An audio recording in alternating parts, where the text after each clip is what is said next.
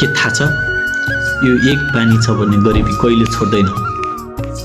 यदि तपाईमा यो एउटा बानी छ भने तपाई जतिसुकै मेहनत गरे पनि जिन्दगी कहिले बदलिदैन। धेरै मानिस गरिब किन रहन्छन् थाहा छ?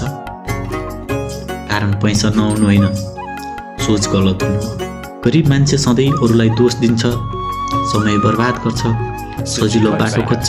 तर सफल मान्छे आफ्नै गल्ती सुधार्छ, समयको कदर गर्छ। आज दुःख सहन्छ भोलिको लागि। हामी भन्छौँ अहिले समय छैन, तर साँचो के हो भने हामी समय दिँदैनौँ।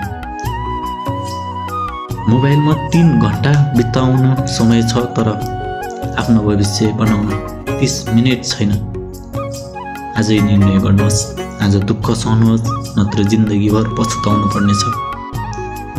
सानो कामबाट सुरु गर्नुहोस्, पढ्नुहोस्, नयाँ सिक्नुहोस्, आफ्नो लक्ष्य लेख्नुहोस्। याद राख्नुहोस्, जिन्दगी बदलिन चमत्कार चाहिँदैन, निर्णय चाहिन्छ।